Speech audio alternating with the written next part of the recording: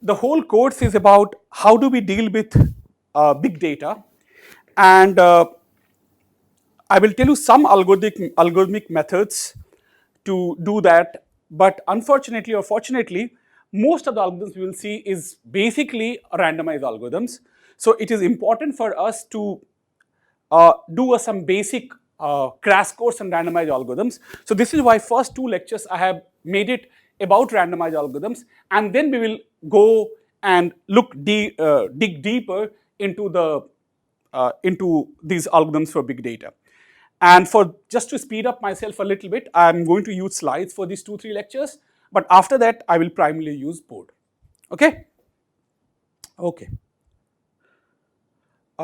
So what is our goal? So I'm going to tell you a little bit about basics of randomization, probability space, expectations, events, random variable, etc.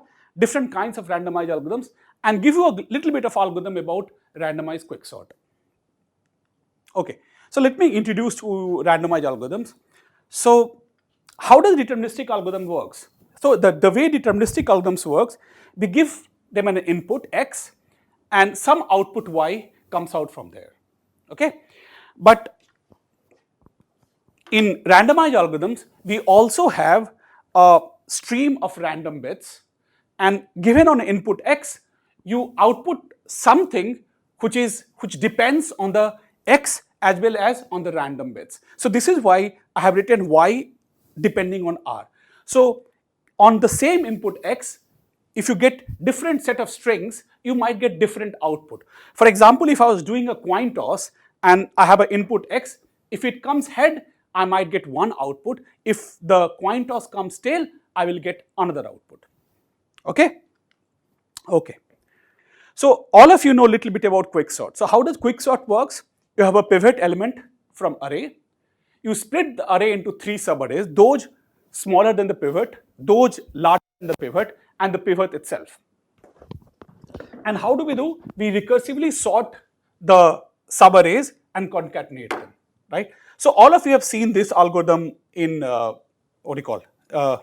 in your courses. And this is how randomized quicksort works.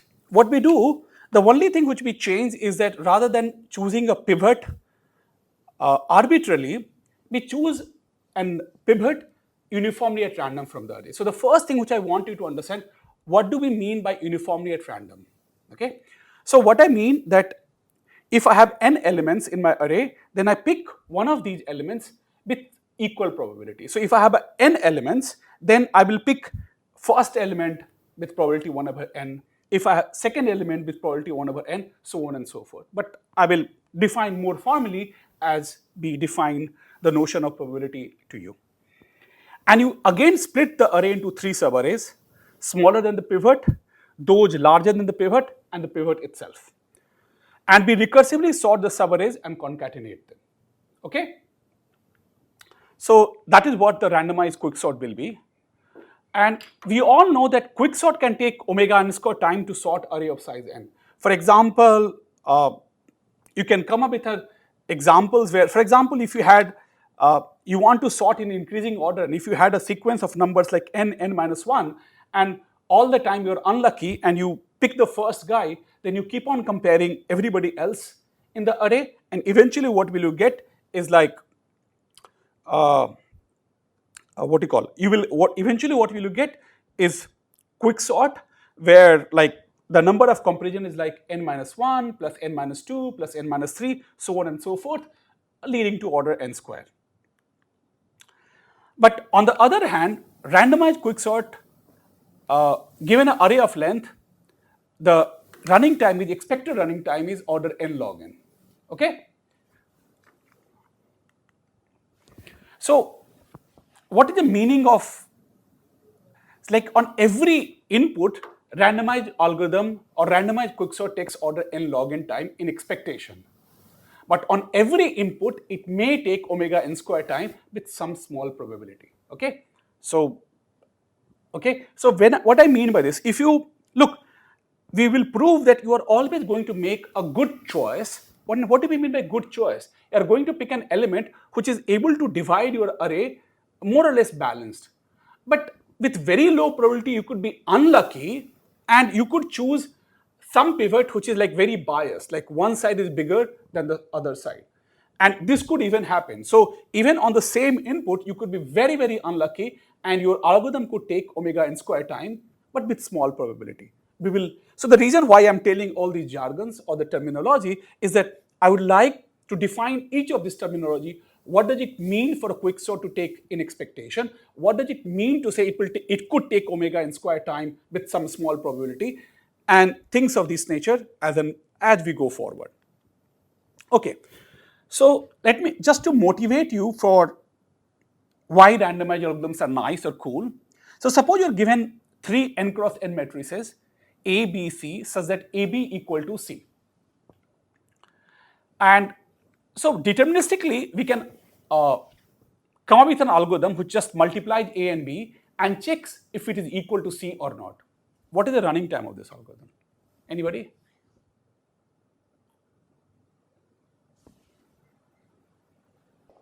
Okay. So why do you say it's going to be n cube? Multiplying two matrices basically takes order n cube time because Okay. so the first loop would Okay, so you multiply two matrices. Yes, that's fine. But that is a straightforward approach. But you could apply fast matrix multiplication. They're complicated, impractical, but they're like 10 to the power 2.37. So you could also do that. So you multiply A and B and check for equality entry-wise. Okay? Okay. But the question is, can we do it faster? You should know that A has n square entries, B has n square entries, C has n square entries, right? So now my question is, can we do faster? Okay, so here's the trick. So we pick a random vector n cross 1 vector R, okay? It could be from 0, 1 or something, but for now, we pick a random n times 1 vector R and we return the answer of the equality. Okay, so how much running time is this? So what did I do? I look at AB, I multiply with R, and I take C, I multiply with R, and look at the vectors and see if they are equal or not. Okay, so you think of this as that you have so you have chosen every element of that, say from the field of size 2, say 0, 1.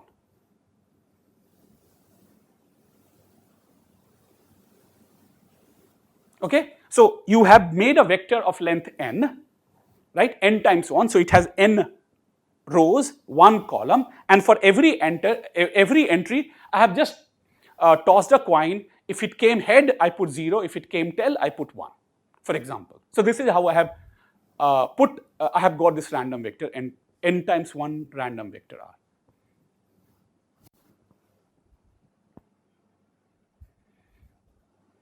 Okay, that should be n square. Yes, it should be n square. Why? Because look at B. What is the dimension of B? Is n times n, and R is n times 1. So if I multiply these two, I'm going to get another n times 1 vector. And how much time will it take? You look at the first, how much time it will take? I will take first row and this whole column. That's like n entries. So n multiplication. Second row and this entry. So that's like n square multiplication. But now what did we get?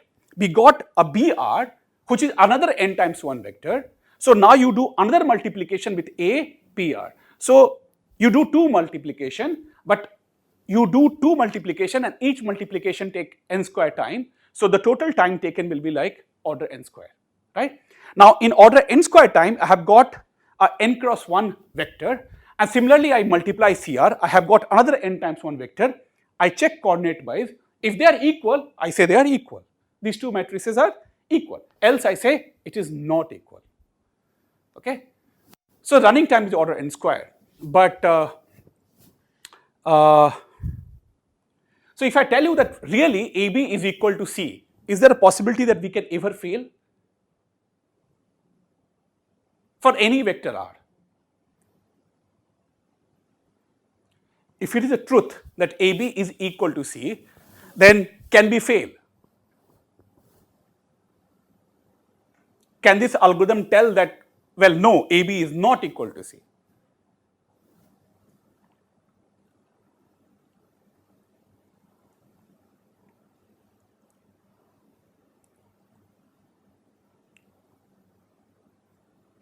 If the random vector contains all zeros, and AB happens not to be equal to C. But then AB is not equal to C, right? No. So if it is equality, like you can multiply with any vector R if the AB is equal to C. I mean, there's like their multiplication cannot lead to something very different. It will always be same. The problem is that AB is not equal to C, but when you multiply it with this vector R, what happens is that what you got AB into R and what you got C into R, these two terms are different. Although AB is equal to C, but by multiplying with R, you have made them unequal. Okay, this can happen. Okay, if AB is not equal to C, then the algorithm will say yes with probability at most half. Okay, and then I have written something that. So suppose if this statement is true, that if AB is not equal to C, then the algorithm will say yes, like that is they are equal with probability at most half. Can we boost this probability to 2 to the power 100? So what you do to boost this probability is that, look, what do? I not run this for 1 hour, but I run this for 100 hours. I say, look, let's try with R1, let's try with R2, let's try with R3, let's try with R100. If all of them says me equal, then I will tell you that AB is equal to C. If either of them tells me that they are not equal, I will tell you they are not equal. Okay. Now what happens? So if AB is not equal to C, then the first algorithm will tell me that, well, this is at most half. The probability that we have failed is at most half. Okay. Second time when I run, it is again at most half, so on and so forth. So you have reduced the false positive by 1 by 2 to the power 100. Okay. Again, if you do not understand this is perfectly fine. All I was trying to tell you to motivate the usage of randomization in the algorithm. Okay. So this is very important problem, like verifying two matrix multiplication. And the reason why I put it up front at the beginning is that we will use variations of this in understanding big data. Okay. But I'll give you proof to this once I have developed the necessary tools for this. Okay. So now, why randomized algorithm? As I told you, many applications in algorithms, data structures, and computer science. And in some cases, the only known algorithms are randomized, or randomness is provably necessary. Okay, and often randomized algorithms are much more simpler and more efficient. It has several deep connection to mathematics, physics, etc. And of course, there's a lot of fun in making randomized algorithms. Okay, so is the introduction to randomized algorithm clear to you? Is that why probably we should be worrying about randomized algorithms? If you have any question at this point of time, please ask. Because after this, we will do high school mathematics. Okay. I'll come back to this slide. Okay, so let's do basics of discrete probability. Okay. So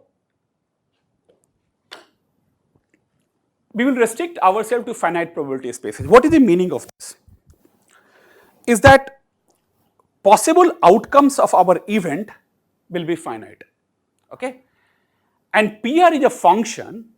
Okay, or P is a function which maps from omega to 0, 1. Like, so your omega, I'll give you an example in a minute. Okay, maybe it's better to give. So for example, I toss a coin. What are possible outcomes of this event is, like of doing this random experiment is, when I toss a coin, either I can get head or I can get a tail. Okay, so this is what your omega is. Okay, and what is a P? P defines for these elementary events a probability or a number. And what is the property of this P function? That if you sum the probability for each W in the omega, it should be equal to 1. So for example, since we are talking about unbiased coin, probability that we will get head, we assign it half. probability that we get tail, we assign it another half. So if you add this half and this half, you're going to get 1. Okay. So another is unbiased die. Okay. So which is, if you have seen this cubical cube 1, 2, 3, 4, 5, 6. So if you throw it, you could get one of these possible outcomes, either 1, 2, 3, 4, 5 or 6. And probability that you are going to get some I between 1 to 6 is 1 over 6, because again, unbiased die. So there could be a biased die also, which means that maybe you are getting 3 more often than 4 or 5 more often than 6, things of this nature. But for now, we will assume that everything, every possibility is equally likely, and this is why we are like basically for each individual element, the probability is 1 over the size of the omega. Okay. So is the probability space clear to you and the probability function? So what is an event? You must have seen event. Event is nothing but subset of omega. So given an event, what is the probability that that event happens? So look, up until now, I'm just talking in very abstract mathematical language, but in application, these things become much and much more clear. For example, and so what is the probability of that event? So the way to think probability, at least for discrete probability, is that you do a random experiment. When you do a random experiment, you have set of possible outcomes, and that forms your omega. For set of your possible outcomes, for each outcome, like the basic outcome, you assign probability. Okay, you assign probability, and when you say some event has happened, you basically sum these elements of the you sum the probability which you have assigned to each of these elements. Okay, and what is a complement event is basically the subset which happens in the complement of A. Okay, so here's an example. So suppose I have thrown pair of independent dice. What are my first die, what you call dice, I could get 1 to 6. I throw another dice, I could get 1 to 6. So my omega is a tuple I comma j, where I is a number between 1 to 6, j is a number between 1 to 6. And for example, let A be the event that sum of the two numbers on the dice is even. So what is my A? I j in omega, I plus j is even. So what is the probability of A? It is written mod A by 36. Is it correct?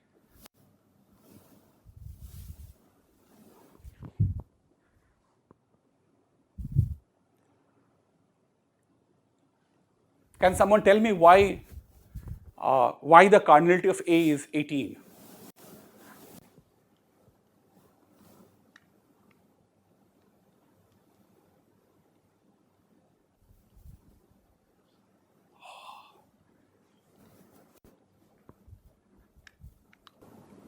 So, to be every element of to either I and J both can be even, or I and J both can be odd to become I plus J even. Great. So there are 3 possibilities of I to be even and J to be even. So this can be 3 into 3 9 ways. Okay. And there are 3 possibilities of I to be odd and J to be odd. So there are 9 ways of doing that. So 9 plus 18. Great. So this is what so by giving you these small examples, I'm trying to bring up to speed the kind of things we will be dealing more often than not. Okay. So this is what is called events. Now let me define the notion of independent event. Okay. Given a probability space omega and PR and 2 events A and B. So what is the meaning of 2 events A and B? Think of them, A is a subset of omega, B is a subset of omega, and every element of omega has some probability associated. What is the probability of A? Look at those elements, look at what PR assigns to, sum them up. Okay? And we say that 2 events are independent if and only if probability of A intersection B is probability of A times probability of B, otherwise they are dependent. In other words, A comma B independent implies one does not affect the other. So let's see one example. So again, you have two coins and you have events like, so what are two possible outcomes? Head, head, tail, tail, head, tail, tail, head, and I have written the probability for each element of omega. So now A is the event that the first coin is heads and B is the event that the second coin is tails. Can we prove that A and B are independent? So what is an A is the event that the first coin is head? It means your A will consist of head, head, head, tail, right? The first coin is head. And what is B is the second coin is tail? It will be tail, tail, and head, tail. Okay? So what is A intersection B? See, A is head, head, and head, tail, and B is tail, tail, and head, tail. So their intersection, A intersection B as a set is head, tail. And what is the probability of head, tail? Is 1 over 4. Now let's try to understand what is the probability of A. So A is like head, head, and head, tail. So it is like 1 by 4 plus 1 by 4, so this is half. What is the probability of B? It is tail, tail, and head, tail. So 1 by 4 plus 1 by 4, so that is another half. So if when you multiply probability of A into probability of B, it's half into half, which is 1/4. So we have shown that these two events are independent. So A is the event that both are not tails, and B is the event the second coin is heads. Is it independent event?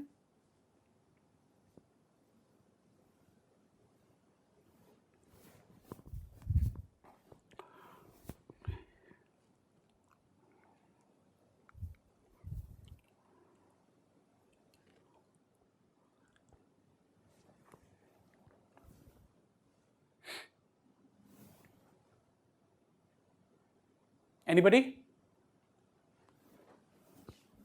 A is event that both are not tails. Okay. So A consists of head, head, head, tail, tail, head. Okay. And B is the event the second coin is heads. So what is the second coin is heads?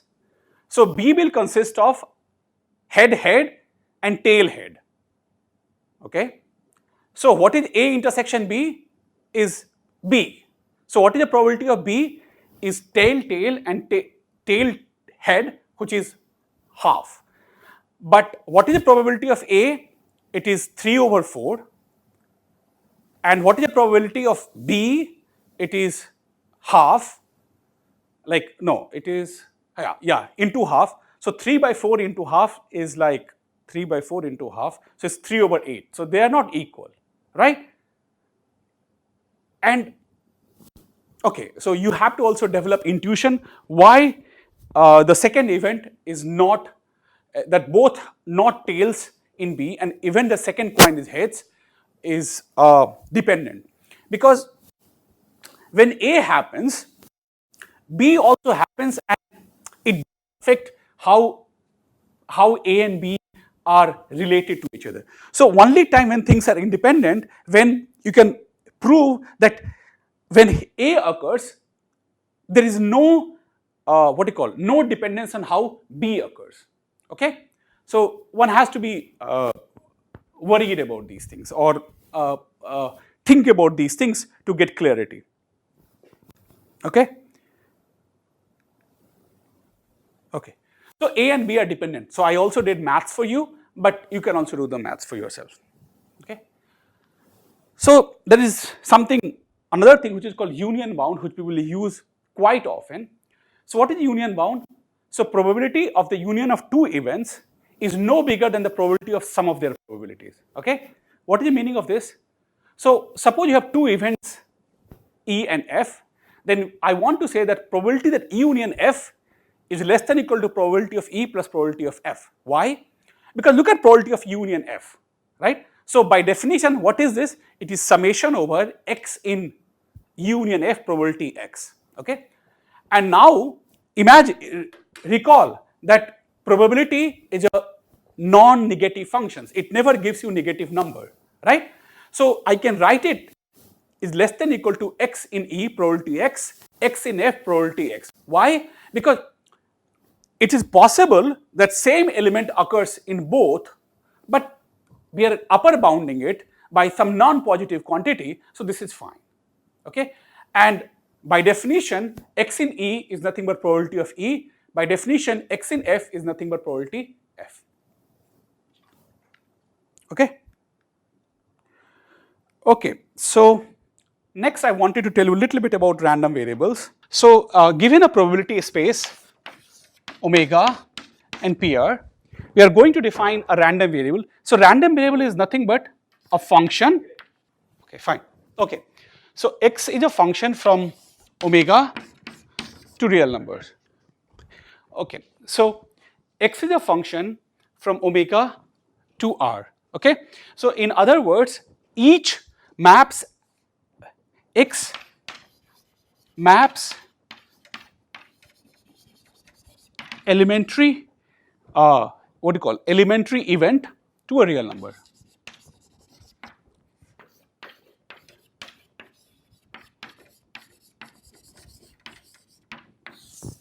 Okay, so basic, and what is elementary event? So I told you what events are, right? Events are nothing but a subset of omega. Okay, and if cardinality of a is 1, then a is called elementary event. Okay, so I want to define what you call, given a random variable x, I would like to define a notion of expectation of x. So what is an expectation of x?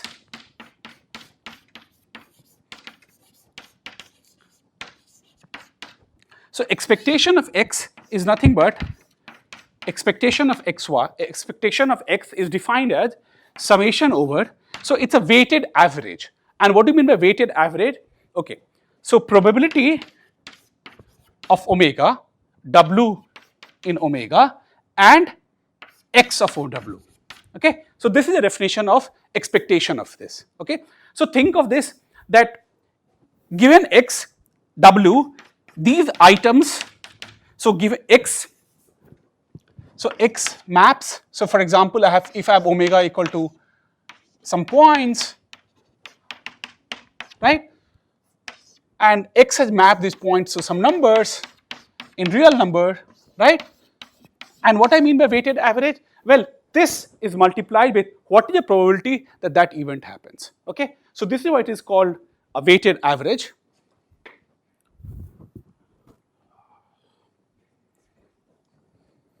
Okay, so now let me give you an example of what do you call? Okay, so now if I have a dais, okay, 6-sided unbiased dais, 6-sided unbiased dais, then my omega is 1, 2, 3, 4, 5, 6. Okay, and suppose I define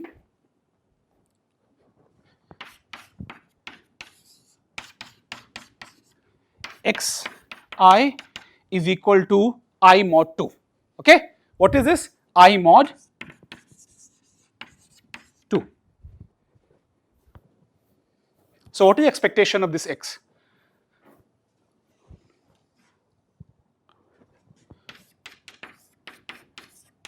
Expectation of this x is, well, we have to sum over all. So if I, what is 1 mod 2 is 1, right?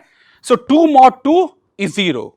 So it is going to be 1 times, so this is x of w times probability of w, and w is an element of omega.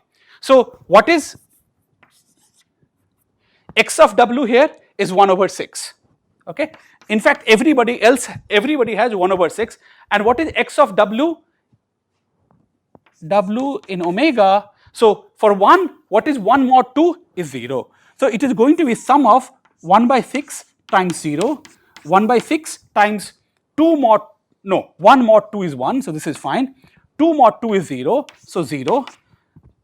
1, 3 mod 2 is 1, 4 times 1 by 4 times 0, so on and so forth. So what will this be? Equal to, so you will get 1 by 6 3 times, right? So this is going to be equal to 3 into 1 over 6, which is equal to half. Okay?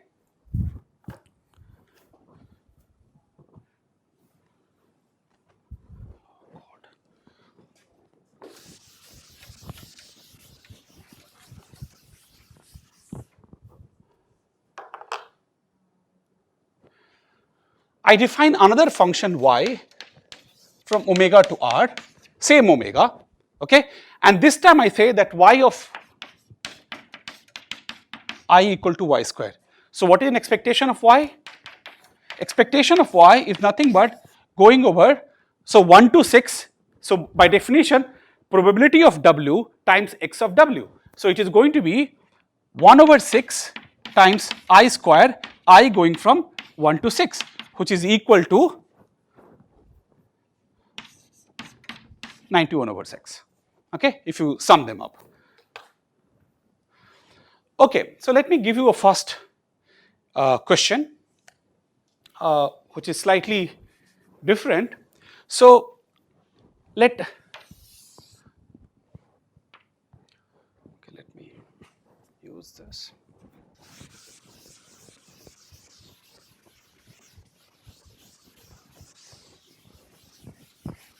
Okay.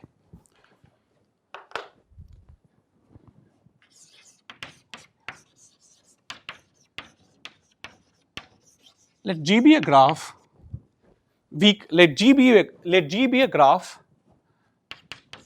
V comma E be a graph on n vertices and m edges. Okay, and now what are we going to do? And let H be the graph.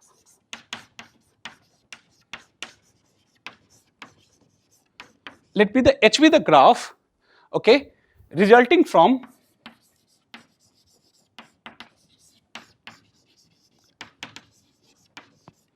independently deleting every vertex of G,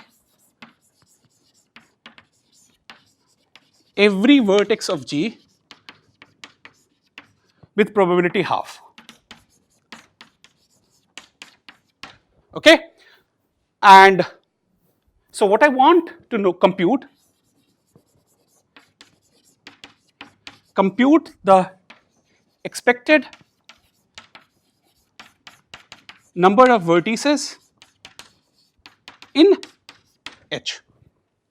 Okay, here are my answers: A n by 2, B n by 4, C m by 2, D m over 4, and E none of the above. Okay, does anybody would like to try?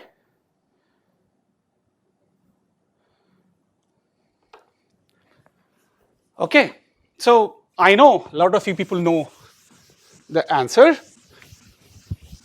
So let me see how many of you.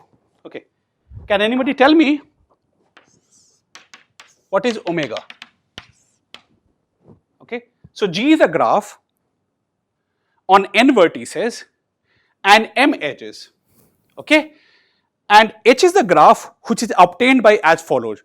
For every vertex, I toss a coin. So just to make life easier, okay, for every vertex V in V,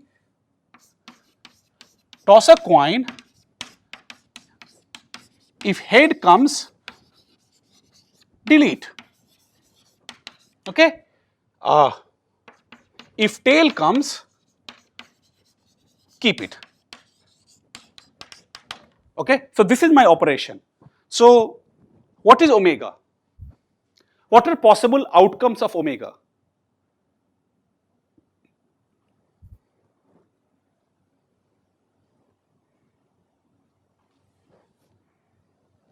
Will anybody like to try to answer this question?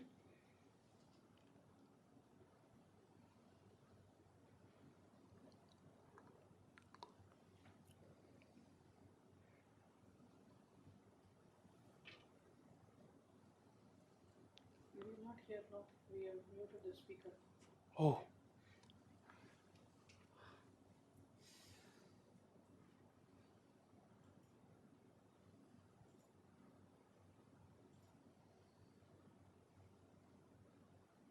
Right. Is anybody saying anything?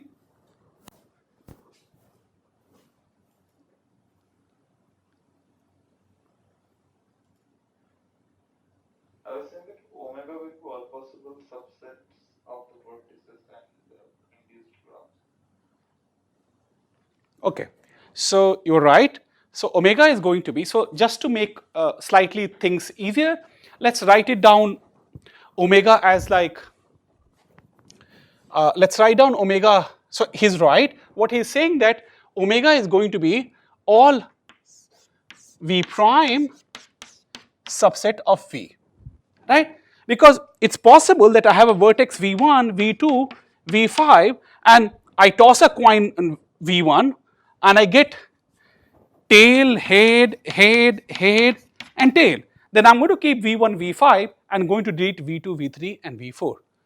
Similarly, I could get any other thing. So what we will do is we will like to identify omega. So let's assume that we have vertex v1 to vn, and I'm going to like omega is nothing but 0, 1 to the power n. Okay, so this is my space, and what is the meaning of this? For w in 0, 1 to the power n, okay, wv is 1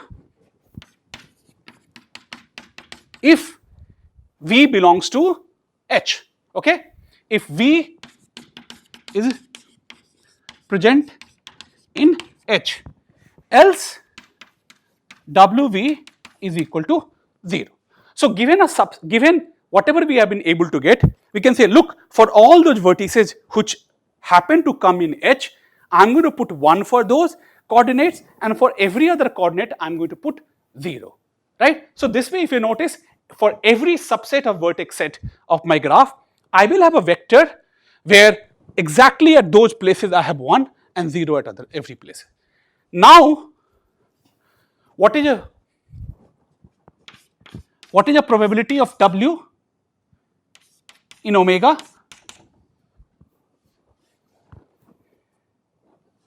Look, so for any setting, for you suppose you have anything 0, 0, 1, 0, 0, 1, 0, 0, it means first vertex is not present. It means I got head and I'm doing an unbiased coin. So this is half. At the same time, I need second vertex to also go out. So this is another half. Third, to stay in. So I need tail to come. So on and so forth. Right? So this is going to be 1 over 2 power n. Okay? So now my question is, so given this,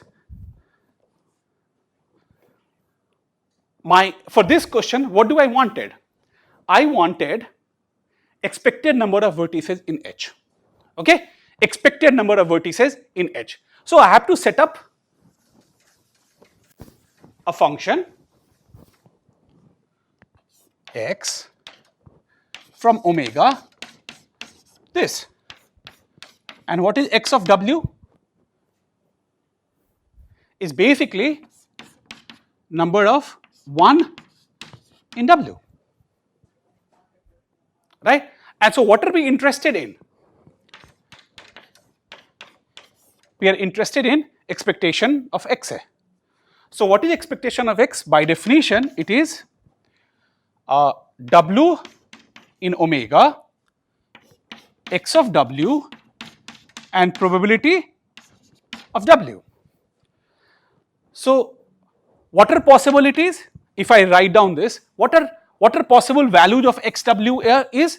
So possible values of xw is either 0, 1, 2 up to n, right? So this is going to be equal to, or we know that xw is going, probability of w for every w in omega is 1 over 2n. So I can write this first of all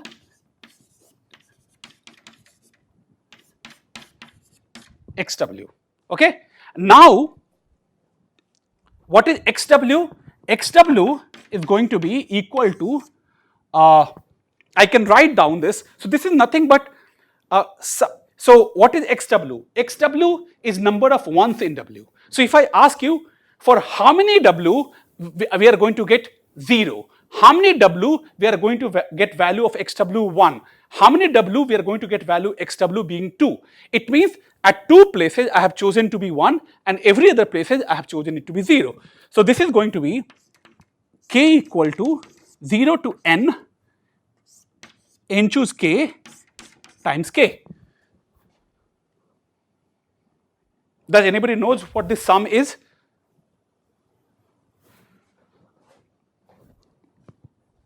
Okay. So you can prove that this sum is nothing but equal to, this is equal to, we can get 1 by 2n times, what is this? It is, let's say, it should be 2 power n minus 1 times n. Okay. So this is going to be equal to 2 power n minus 1 times n. So this is going to be equal to n over 2. Now let me tell you why it is n choose k. K is 2 power n minus 1, n choose n. So the way to think this summation is summation n choose k into k is that k equal to 0 to n is like I'm going to select a committee of size k, and from that I'm going to select one, what is that called? One person as a leader.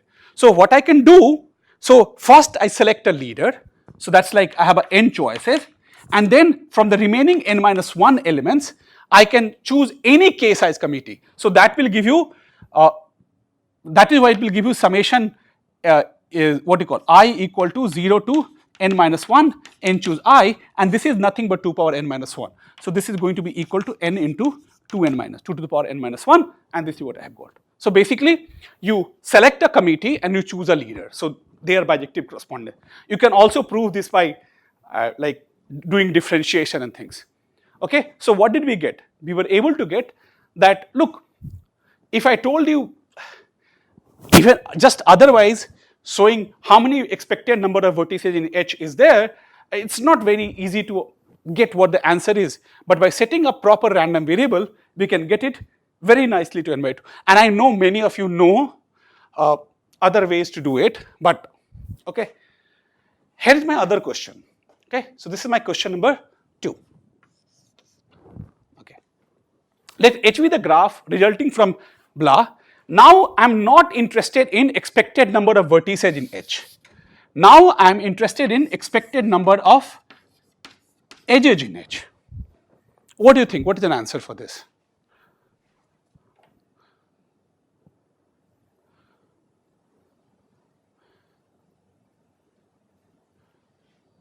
Right? So look, if I set up my, this is my possible outcomes, right? And if I set up x omega to r, I set up here xw as number of ones in w, and that corresponding to number of vertices in corresponding to hw. Okay, but now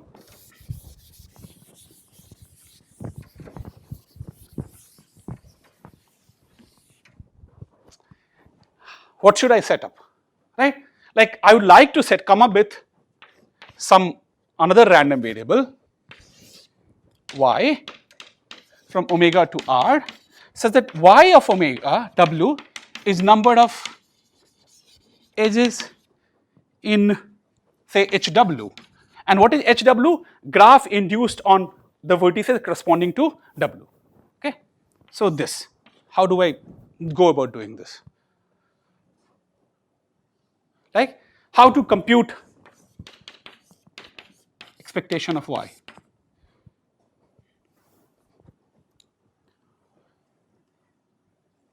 Okay, so now I'm going to define to you, okay, so we will solve this problem in a minute, but you do understand the difference between first computing the expected number of vertices in H versus expected number of edges in H, okay. So now I'm going to introduce what is called, what will be very, very useful for us all the time, is what is the notion of binary random variable, okay. So what is a binary random variable, okay.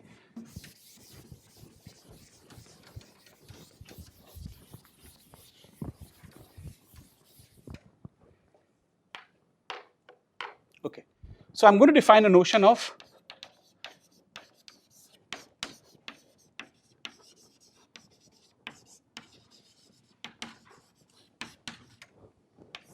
okay. So that's very simple. It is a random variable that takes value 0 or 1.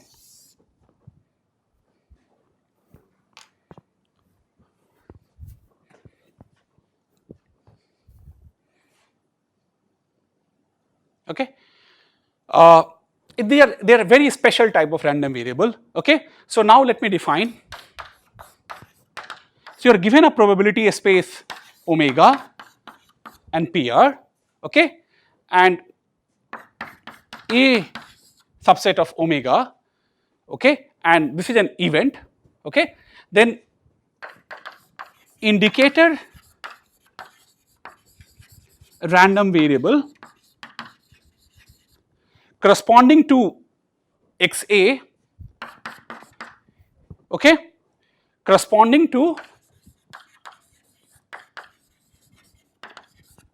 A is binary random variable, is a binary random variable where XA W equal to 1 if W is in A and 0 otherwise. Okay.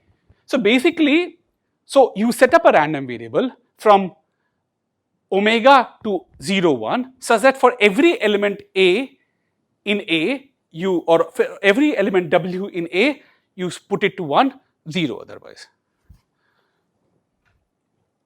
Okay.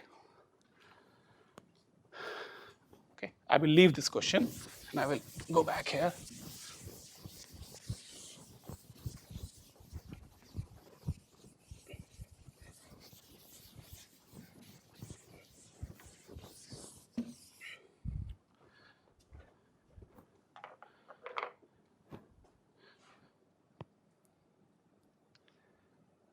Okay, so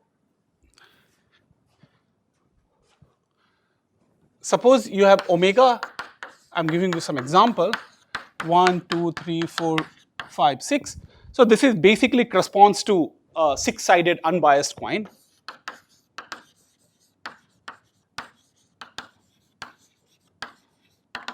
Okay, and now if I tell you, of course, so this is, which means that probability of I is 1 by 6 for I between 1 and 6. Okay, now let A be the event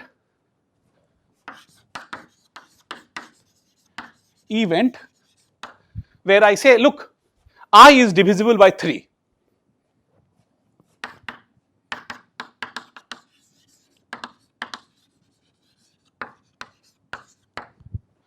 Then what is XAI?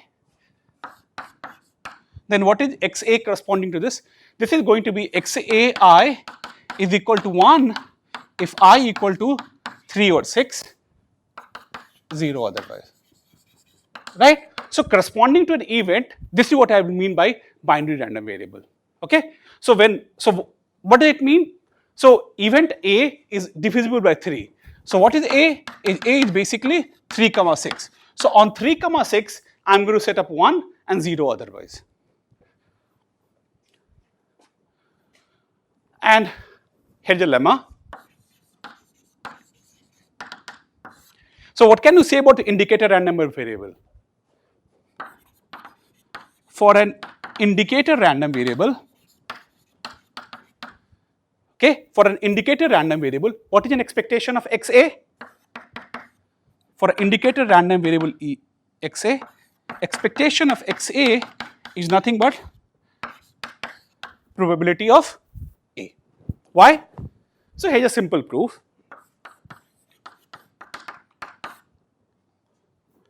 So what is an expectation of xa? I can write it down, okay? W in A, okay? W in A, xa of W times probability of W plus summation W in omega minus A, same thing, xa of W times probability of W. Now if W belongs to omega minus A, then what is xa of W is 0, right? This is a definition of random variable, right? Indicator random variable. If W belongs to A, I put up 1, otherwise 0, which implies that this whole term will go away, which means that this is equal to W in A, but what is XAW is 1, which is nothing but probability W, which is same as saying probability A. Because for A, we just sum up each of the element. Okay, so this tells you about what is this? Okay, now I'm sure all of you have seen it, but let me still do it. What is called linearity of expectation.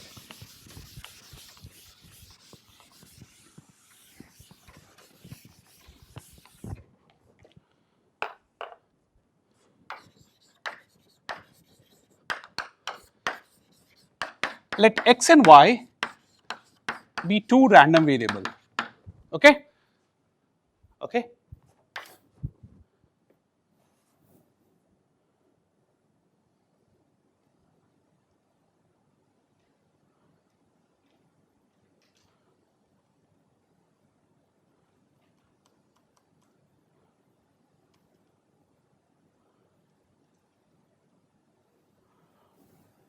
Okay? Be two random variable over omega comma PR, then expectation of x plus y is expectation of x plus expectation of y. Okay, so I'm sure many of you have know this, but what is a known thing? X is a function from omega to r, y is a function from omega to r. Okay, so let me first write down the proof for this, okay, and then we will come back to this and try to understand where things go wrong.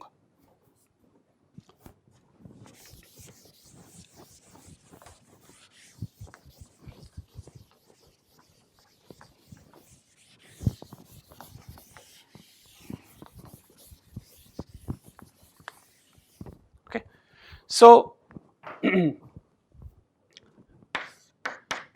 what is the expectation of x plus y? It's summation over w in omega, right? W in omega, probability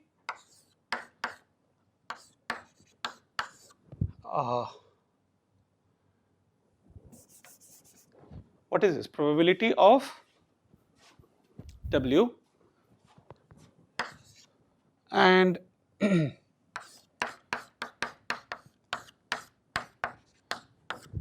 x plus y applied to w. Okay. Now, how many of you know what is the meaning of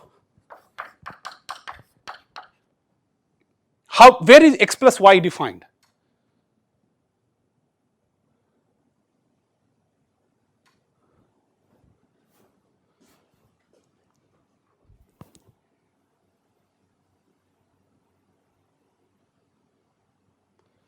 Anybody?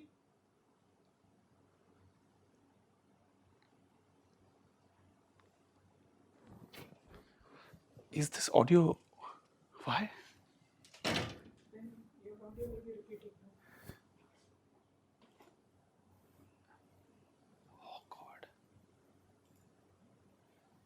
Yeah, but it is muted, no? It will be fine, I think. It cannot be muted. No. Only mic can be muted. Speaker cannot be muted. Okay, anybody? Oh God. We'll have to find some solution. Because then I'm not able to hear any question. They can hear you, sir.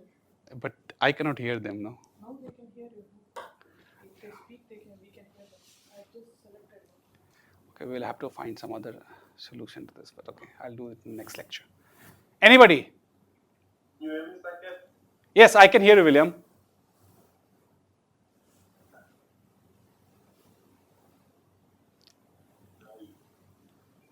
You cannot. I can hear you. Oh, yes. Okay, fine. It's x of omega plus y of omega. Great. Okay. So, There's quite a delay. okay.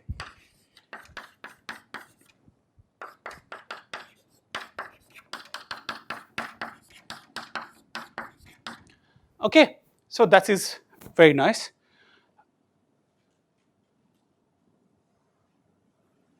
I don't think it will pick up. Yeah, that's what I'm checking. Okay. So now if I do this, what will I get? Summation over W into omega, probability W, x of W, okay, time y of W, okay. So it is very, this is summation W in omega, probability of W, x of W, plus summation W in omega, probability of W times y of W, okay. Which is, but what is by definition this is? This is basically expectation of x, right?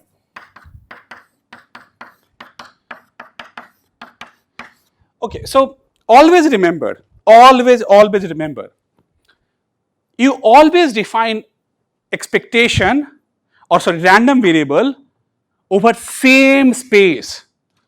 You don't define over omega into omega square or omega q, and this is some confusion which happens to lots and lots of people, and I will get to you where we do encounter such difficulties as and when we'll reach there. Okay, for example, how will you define a random variable xy?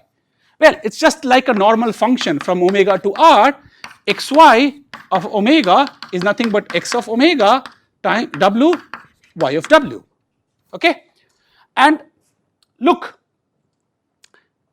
and you can generalize this linearity of expectation and prove the following lemma. Okay, is that suppose you have a1, a2 and some an, some non-negative element of R, then expectation of ai xi, a1 x1, a2 x2, an xn is equal to, you can like break them up into each of them and you can get them ai expectation of xi, okay, and this is what is called linearity of expectation, even the top one.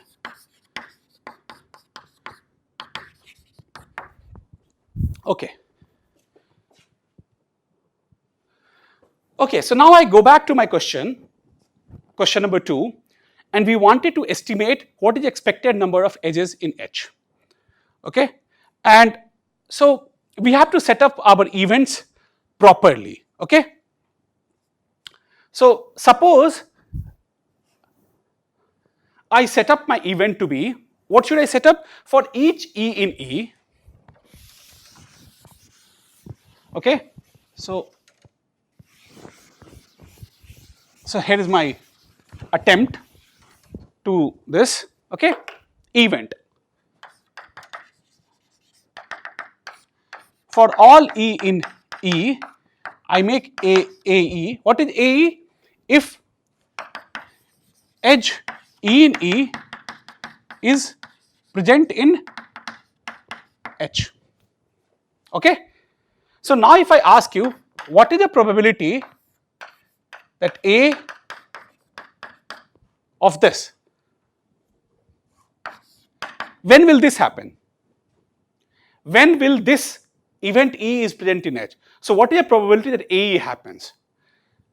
When both U and B are present in. Exactly. So this implies that both probability that U and B are present in H. Now when U and B are present in H, but look, for U we are independently, like for U we, so if I have to do it really correctly, but so when, look, for U I'm tossing a coin independently from how I'm tossing a V, coin V. So this is same as saying probability U is present in H times probability V is present in H. Now, what is the probability U is present in H? Well, that is half. What is the probability that V is present in H? That's another half. So half times half is 1/4. Okay. Now, but look, if I really had to do this, U and V are present in H. So basically, what is this? You have to be very careful. So basically, think of this is your vector U and V. You have set 1, and I don't care what other guys are there. So how many possibilities are there? So there are 2 power n minus 2 vectors are there for, like, or 2 minus 2 to the power n minus 2 subgraphs are there where both U and V are present. And how many total number of subgraphs are there? 2 power n. So this also will give you 1/4, right? Which is same as saying that U is present in H and V, because it doesn't matter how other behaves, because presence of U and presence of V are determined by an independent coin toss. Okay, but you could also do this and you will get 1/4. Okay. Now let XAE be the indicator random variable. What is the meaning of this? Is that what is XAE be the indicator random variable? So AE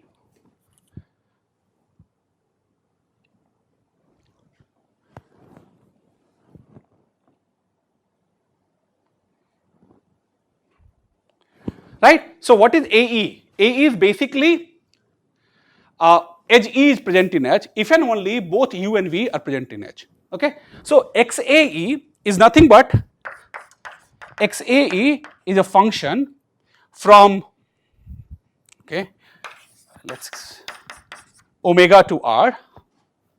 Okay, and what did our omega consisted of? This W, right? So this guy is going to give that, this guy is going to give XAE of W is 1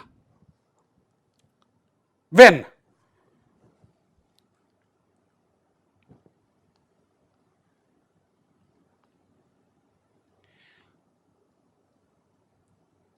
Is this the right way of doing it? Yeah.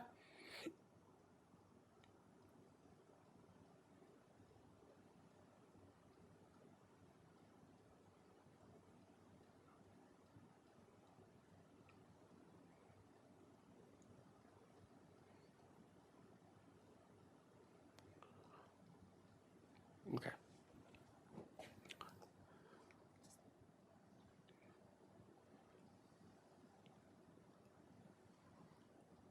Okay. So we changed our space little bit by doing this. So when we change this space, if you notice here, let's say omega prime is like E1, E2, EM. Okay. Now XA is an indicator random variable for whether that particular edge is present or not, otherwise it's 0 everywhere else. So what is the expectation of XAE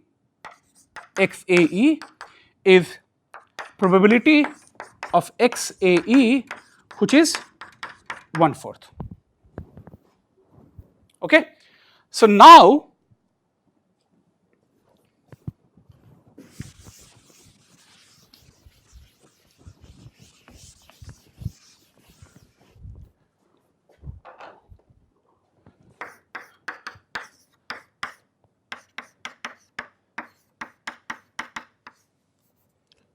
what does x counts?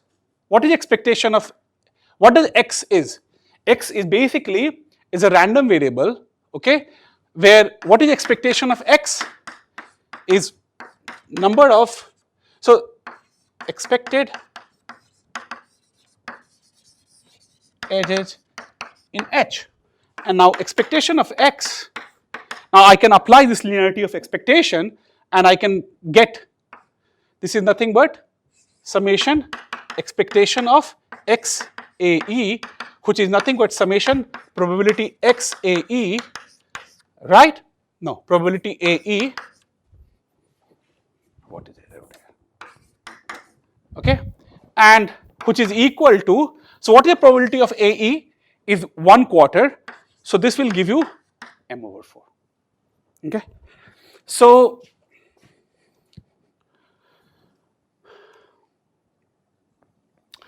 what it is very, very important that we set up our random variables carefully. Now suppose I change my question slightly and say let H be the graph resulting from deleting independently this, okay. Now suppose I change my question,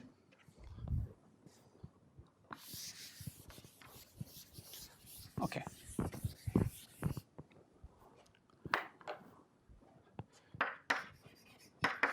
Let G contain T edge, a T triangle. What is triangle? Is basically a set of 3 vertices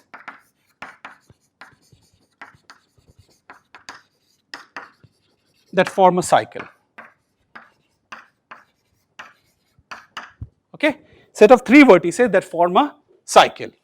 Okay, so now my question is, what is the expected number of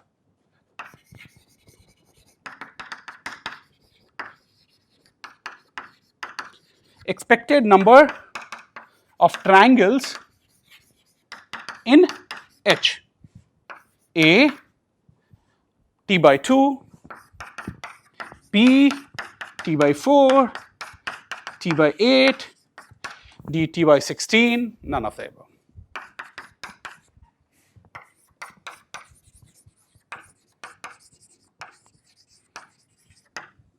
Okay. Okay. So now, as before, what we can say, we can set up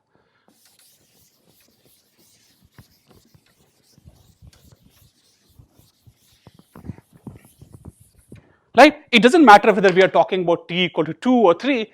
Well, suppose I have a triangle T1, TT, and now I set up, look, what is my event? My event is ATI is triangle TI is present in H. So what is the probability that ATI happens? Is that, well, if TI consists of say UI, VI, WI, UI, VI, WI, then it is same as saying probability UI is present in H and VI is present in H and WI is present in H. And again we can show that this is nothing but equal to 1/8. Now,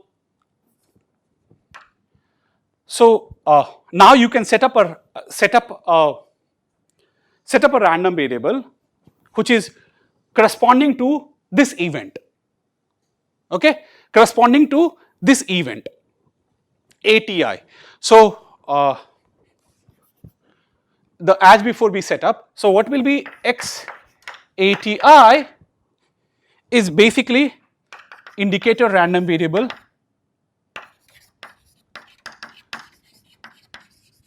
corresponding to ti. So expectation of x ati is equal to probability a ati, which is equal to 1 over 8. And again you can here write ati ti in t, and what will you get from here? You will should be able to get something like t over 8. Okay, so all I'm trying to tell you is that you have to set up expectations correctly, random variables correctly in order to derive these expectations in a easy way. Okay, I think I will I'll just close today here, and yeah, okay, let me see.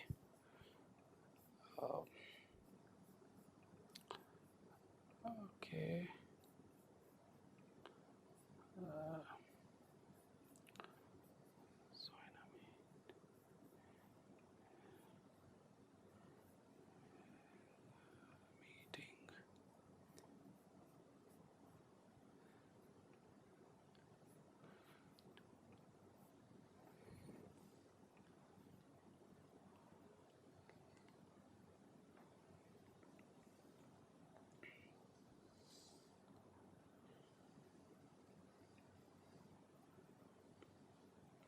So any question to any of you?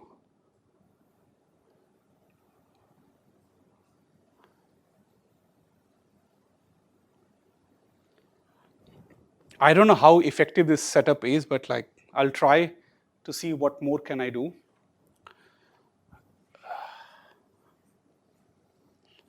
Hello? Yeah, second, we've lost at some point, like 5 minutes ago or something like that. The stream ended. Oh. Then you should send me message.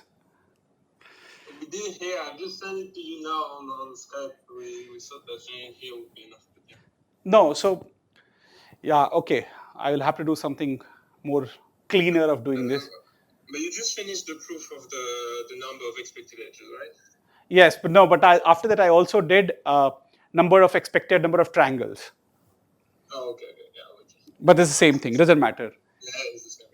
Okay. Okay, guys. I mean, I understand the difficulties. I'll try to set up things much more easily. If not, then I will just use Zoom and like my Blackboard in my office, and let's see what happens. Maybe that's best. Yeah, I'll. Okay, so William, we'll try tomorrow if you're around for 10 minutes. We can try tomorrow. Yeah, just to see how it works best. Okay. Okay, guys. Thanks a lot. Okay, I think I will send you the slides anyway, so that like I was trying to do something very basic anyway, so it should be fine. Okay. Bye. Thanks, Sakit. Thanks.